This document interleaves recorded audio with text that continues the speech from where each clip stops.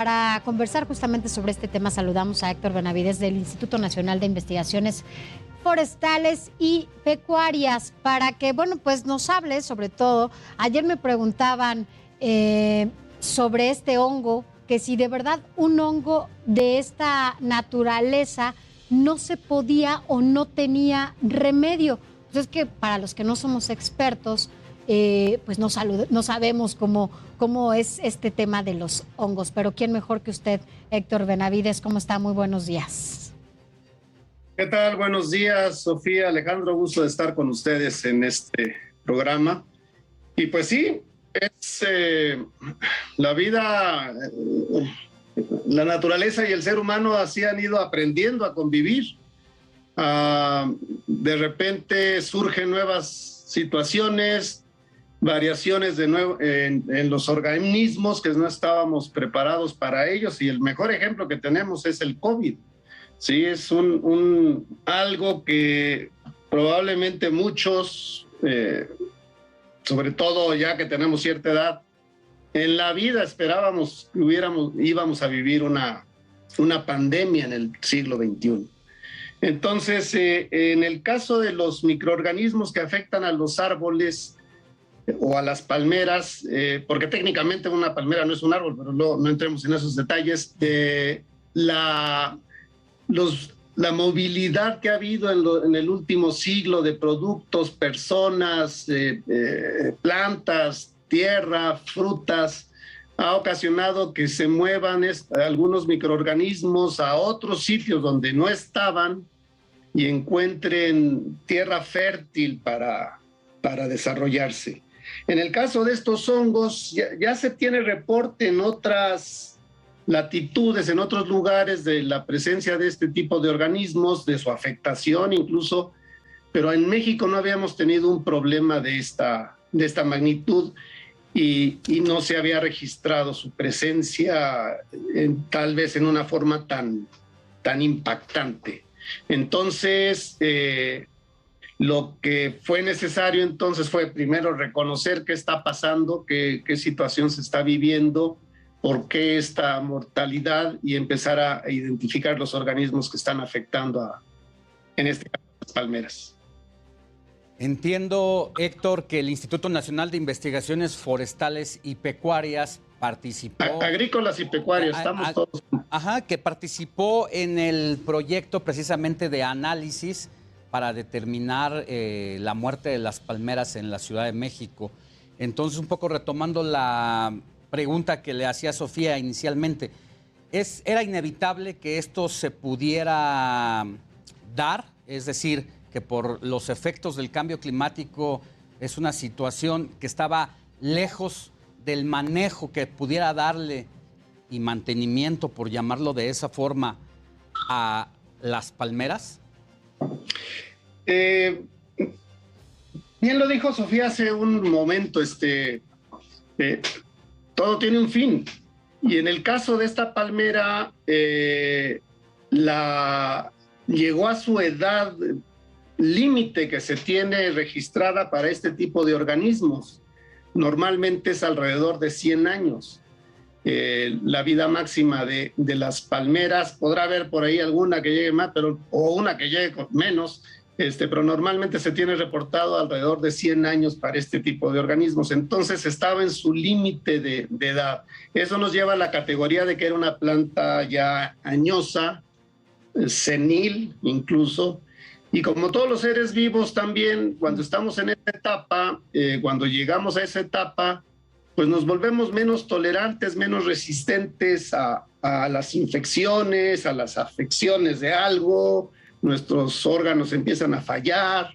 Entonces es algo parecido a lo que sucede con las plantas. El transporte de nutrientes y agua se empieza a dificultar,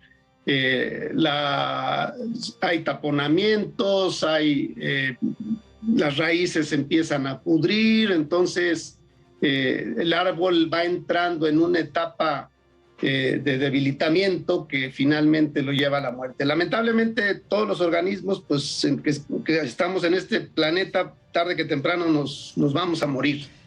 Y ese es el caso de la palmera, que por su edad le fue tal vez muy probable, muy difícil resistir ya esta ¿cómo le diría yo? Una asociación de microorganismos y de factores que le complicaron aún más la vida que le quedaba. Doctor Héctor Benavides, ¿tienen datos de cuántos árboles distintos, o sea, las diferentes especies de árboles que hay aquí en la Ciudad de México y cuáles incluso, cuántos no, tendrían que estar en la ciudad por el clima que tenemos justo aquí en la ciudad? Bueno, muy interesante pregunta, porque el clima de la ciudad obviamente se ha ido calentando, bien lo dijo Alejandro, el calentamiento global, que además en las ciudades se acrecienta con un fenómeno que se denomina isla de calor urbana, en donde las superficies como el asfalto, el concreto, captan el calor de la energía solar y lo liberan nuevamente, particularmente hacia la tarde, incluso hasta en las noches. Se mantiene este fenómeno. Entonces eso hace que las ciudades sean más secas, más cálidas y más secas que el entorno, y a eso le llamamos isla de calor urbana. Eso hace que las plantas se encuentren ante una situación más adversa, pero también ha permitido que tengamos nuevas especies, conforme esto se ha incrementado, nuevas especies que antes no teníamos. Entonces ha incrementado la posibilidad de especies que podemos plantar en la Ciudad de México. Y en los reportes que yo he hecho, en los trabajos que yo he hecho de diagnóstico, inventario, de arbolado, tenemos en la lista alrededor de 300 especies arbóreas, tal vez un poco más. Claro, en muchas veces hay 1 o 2 individuos. En el bosque de Chapultepec, por ejemplo, en la primera sección del bosque de Chapultepec, que estamos por terminar el diagnóstico e inventario del arbolado, tenemos más de 160 especies. Entonces tenemos, dirían los arquitectos, un catálogo de especies enorme para escoger. Claro, no todas son adecuadas y lo más importante es en qué lugar lo vamos a plantar. Sí, ese es el sitio. Entonces, opciones hay muchas llegaron y se han convertido en problema.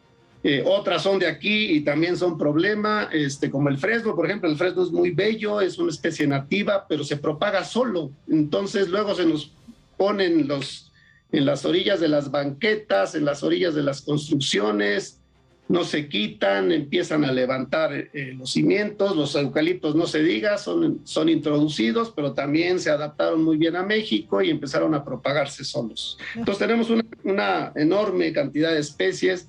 Y la última llegada, la última entrada que está prosperando, pues son las ceibas, por ejemplo. Hace 30 años, cuando yo empecé en esto, ¿quién iba a esperar que hubiera una ceiba que es completamente tropical en la segunda sección del bosque de Chapultepec?